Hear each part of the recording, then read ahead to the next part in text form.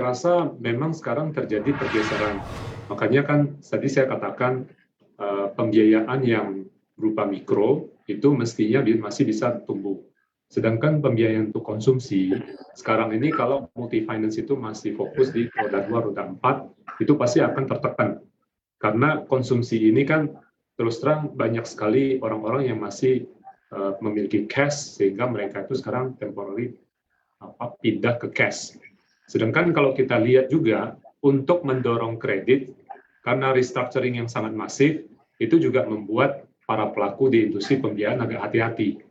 Namun kalau kita hati-hati melihat, memang terbesar itu pembiayaan masih di Pulau Jawa. Pulau Jawa itu hampir 60%. Kalau saya perhatikan, outstanding AR itu untuk Pulau Jawa memang menurun, Jawa Bali ya khususnya.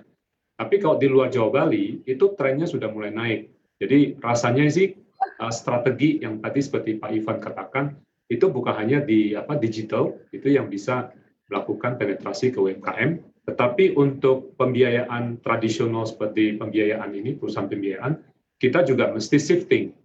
Shifting itu tentu harus mulai kreatif mencari-cari apa yang bisa didanain dari UMKM. Apalagi UMKM ini kan memang jumlahnya besar sekali, 64 juta pemain.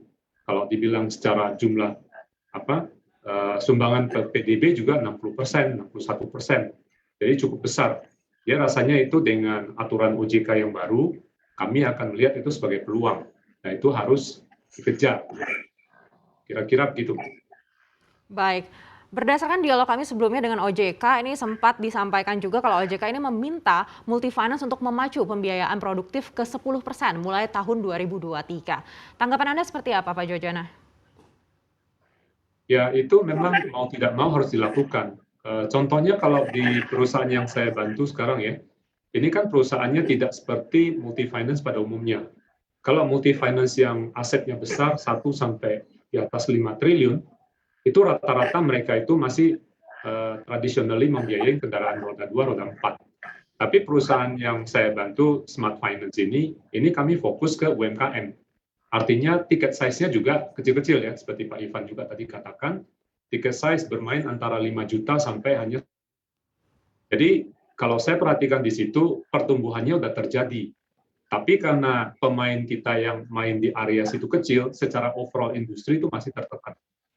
Rasanya itu memang kalau harus naik ke produktif ataupun modal kerja, itu memang arahan yang mesti kita lakukan ke depan.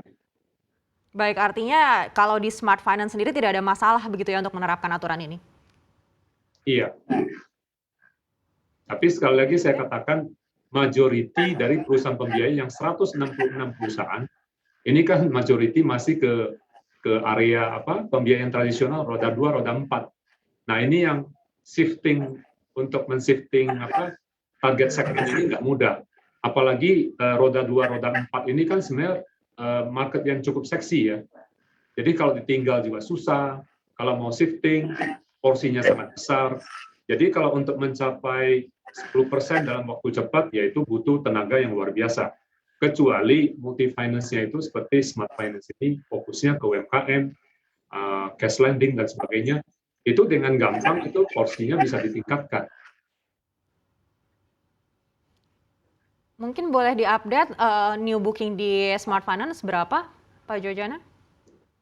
Kalau dulu ya, tahun lalu kami itu secara total tuh pernah 800 miliar. Tetapi sekarang per bulan sudah turun secara drastis, apalagi waktu Q3, Q4 tahun lalu ya, itu sempat sekali restructuring itu sangat mengkhawatirkan, sehingga sempat kami itu booking. Tapi mulai tahun ini, tiap bulan itu sudah mengarah ke 60 miliar, 50 miliar gitu.